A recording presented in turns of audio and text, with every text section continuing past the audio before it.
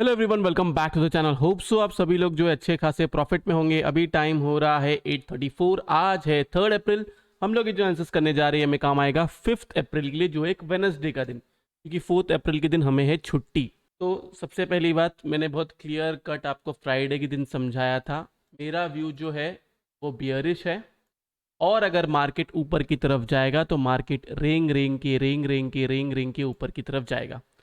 Same चीज़ हमें देखने मिली, market नीचे की तरफ भी आया, खासकर निफ्टी जो एक अच्छा खासा नीचे की तरफ आया। देन उसके बाद में 17,300 की जो पुट राइटिंग थी वहां से उसको ऊपर की तरफ ढकेले एंड 17,400 तक मार्केट रेंग के गया। 3 बजे की भी जब आप कैंडल देखोगे तो उसने भी कुछ इतना कुछ खास जादू नहीं किया। मुझे लगा था ऊपर की तरफ या नीचे की तरफ एक तरफा मूव आ सकता है। डेटा आने से पहले मैंने क्लियर कट कह दिया था कि मैं बियरिश ही हूँ पोजिशनली। अब इम्पॉर्टेंट चीज़ ये है कि अगर मैं बियरिश हूँ तो उसको प्ले कैसे करना है वो भी आप लोग समझ लो। जस्ट बिकॉज मैंने कहा है मैं बियरिश हूँ, इसका ये मतलब नहीं कि मार्केट किधर भी खुलेगा तो आपको सेल करना है। ये चीज़ का ध्यान दो, मार्केट किधर भी खुलेगा तो सेल नहीं करना है। ट्यूसडे या वेडनेसडे के दिन मैंने क्लियरली क्या कहा था, मार्केट जिधर खुलेगा वहां से आपको बाय करना है। ओपनिंग जो है उसके ऊपर रहेगा तो बाय साइड में ही रहना है। लेकिन अभी का मार्केट वैसा नहीं है। आपको सेल कहां से करना है वो भी मैं आपको बताऊंगा। ऊपर की तरफ जाएगा गाइस, कुछ मत करो, जबरदस्ती राइस पे सेल करने की कोशिश मत करो। डेटा भी बेयरिश है, लेकिन प्ले कैसे करना है उसके लिए वीडियो देखो। और मैंने एक ट्वीट किया था कि sell every rise and target जो है हमारा 16,800, 16,500 और 16K है। तो उसके लिए भी आपको कैसे प्ले करना है वो भी आप लोग समझ लेना। डेटा से हम लोग स्टार्ट करते हैं। डेटा को देखा जाए तो यहाँ पे क्लाइंट्स जो है उन्होंने स्टॉक फ्यूचर्स ऐड किया हुआ है, इंडेक्स फ्यूचर्स भी ऐड किया हुआ है, कॉल जो है उसको निकाली, मतलब कॉल राइटिंग की हुई है और पुट राइटिंग भी की हुई है। एफआईएस को देखे तो यहाँ पे देखा जाए स्टॉक फ्यूचर्स जो उसको निकाला हुआ है, इंडेक्स फ्यूचर्स हल्का फुल्का निकाला हुआ है, कॉल जो है उसको बाय की हुई है और इंडेक्स पुट जो है उसको भी बाय किया हुआ है। प्रोस को देखे तो यहाँ पे देखा जाए स्टॉक फ्यूचर्स हल्का फुल्का ऐड किया हुआ है, इंडेक्स फ्यूचर्स एकदम हल्का फुल्का निकाला हुआ है, कॉल जो है वो एकदम हल्की फुल्की निकाली हुई है और अच्छी खासी पुट बाइंग है। सिर्फ पुट बाइंग में इन लोग अच्छा खासा वॉल्यूम है, बाकी सब में इतना कुछ खास वॉल्यूम है नहीं। टीआईएस को देखे तो यहाँ पे देखा जाए स्टॉक फीचर्स जो उसको ऐड किया हुआ है, इंडेक्स फीचर्स जो है उसको निकाला हुआ है। नेट पोजीशन पे जाने से पहले मैं आपको कहूंगा कि प्लीज़ वीडियो को लाइक कीजिए, नीचे कमेंट सेक्शन में कमेंट करके ज़रूर बताइए कि आपको वीडियो जो है कैसा लगा। अगर आप चैनल पे नए हैं तो चैनल को सब्सक्राइब जरूर कीजिए। उसके साथ साथ अगर आपको लाइव मार्केट में कॉल्स चाहिए, निफ्टी, बैंक निफ्टी और स्टॉक्स के positionally, option selling with hedge, futures with hedge और ऑप्शन बाइंग, तो आप जो है मेंबरशिप ज्वाइन कर सकते हैं। लिंक जो है वो डिस्क्रिप्शन में। तो नेट पोजिशन पे अगर हम लोग देखिए तो यहाँ पे देखा जाए तो क्लाइंट्स जो है वो बुलिश है, एफआईएस को देखे तो यहाँ से बियरिश है, प्रोस को देखे तो इतनी कुछ खास क्वांटिटी है नहीं, तो ये वाला बॉक्स है बियरिश। इंडेक्स कॉल को देखे तो यहाँ पे देखा जाए तो क्लाइंट्स जो है कॉल राइटिंग में है, एफआईएस जो है कॉल बाइंग में है, प्रोस को देखे तो वो भी अभी भी कॉल राइटिंग में ही है। तो ये वाला बॉक्स में देखूँ तो ये वाला बॉक्स है बुलिश। इंडेक्स पुट को देखूँ तो यहाँ पे देखा जाए तो पुट राइटिंग जो है क्लाइंट्स की बढ़ चुकी है, एफआईएस की पुट बाइंग यहाँ से बढ़ चुकी है और प्रोस की भी यहाँ पे पुट राइटिंग जो है हल्की फुल्की कम हुई है। ये वाला बॉक्स है बियरिश। स्टॉक फीचर्स को देखे तो यहाँ पे इस वाले बॉक्स को मैं न्यूट्रल रखना चाहूंगा, क्योंकि डेटा जो है अभी तक इतने कुछ खास वॉल्यूम में ना वो ऊपर की तरफ जा रहा है ना वो नीचे की तरफ आ रहा है। तो ये रहा डेटा। डेटा का कंक्लूजन है कि डेटा है बियरिश, लेकिन इसको प्ले कैसे करना है, खास करके ये जो इंडेक्स कॉल का ये वाला पार्ट है ये थोड़ा सा डाइसी होता है। इसको प्ले कैसे करना है आप ठीक से समझ लीजिए। सबसे पहले हम लोग चले जाते हैं टेलीग्राम पे। टेलीग्राम को देखिए तो यहाँ पे देखा जाए, मैंने क्लियर कट आपको सुबह को ही कहा था, पोजिशनली मार्केट 17,800 से 18K तक जा सकता है, लेकिन रेंग की जाएगा या गैप अप करके जाएगा। तो फ्राइडे के हाई के नीचे रहे तो आपको सेल साइड में रहना है। आप अगर सेल साइड में रहे होगे तो फ्राइडे के हाई के नीचे आपको अच्छे खासे पॉइंट्स मिले होंगे, निफ्टी के अंदर और बैंक निफ्टी के अंदर, दोनों के अंदर। हमने वो पॉइंट्स जो है बुक नहीं किया हुआ है, हमने हमारा पोजिशनल ट्रेड कैरी फॉरवर्ड किया हुआ है, क्योंकि मैं 30-40 पॉइंट के लिए ट्रेड नहीं करता हूँ।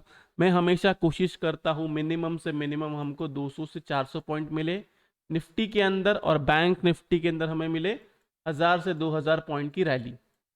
बहुत क्लियर विजन है हम लोग का कि लेना है तो इतना लेना है, नहीं तो नहीं लेना है। क्योंकि देखो 10 पॉइंट का मैं टारगेट दे दूँ, 20 पॉइंट का मैं टारगेट दे दूँ, वो कोई भी अचीव कर लेता है।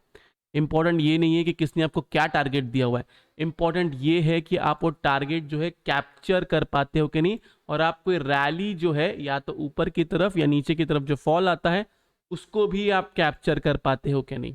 फिर सेम चीज़ मैंने कहा कि माल चिपकाओ अभियान चालू है, और मैं आपको यही कहता हूँ, ये लोग आपको सिर्फ चिपकाए जा रहे हैं माल और कुछ नहीं कर रहे हैं।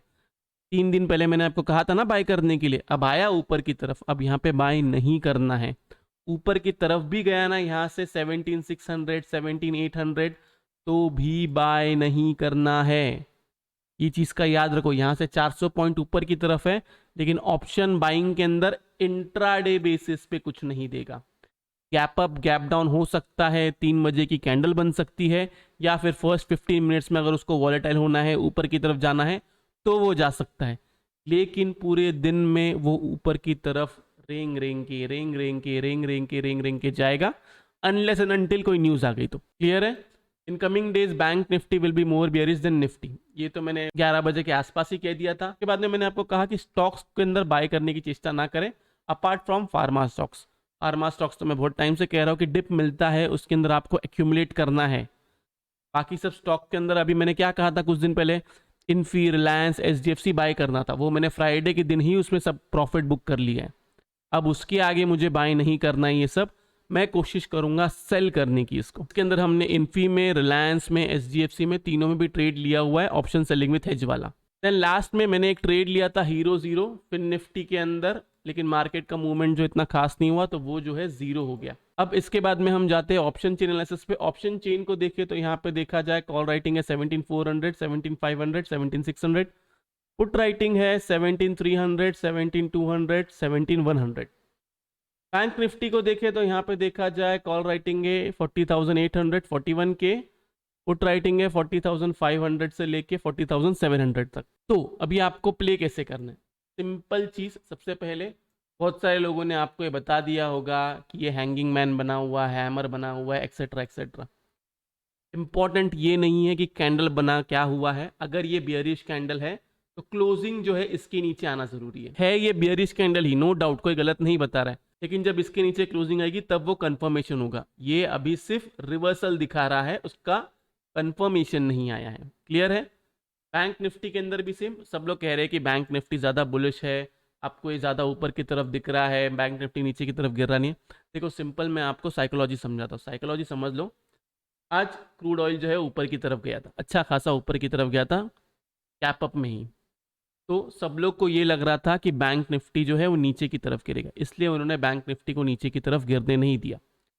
अब लेवल क्या क्या है प्ले करने के लिए?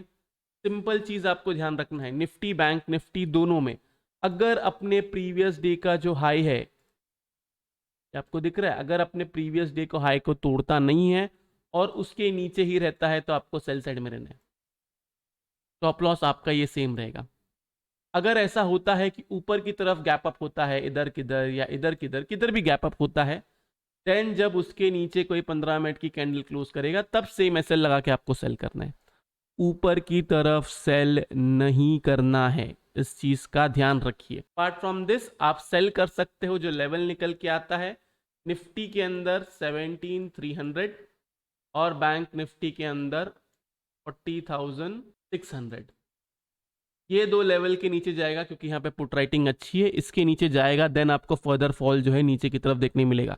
फिर आप टारगेट इसके अंदर रख सकते हो 17,200 से लेके 230, और इसके अंदर आप टारगेट रख सकते हो 4,400 एंड 4,200।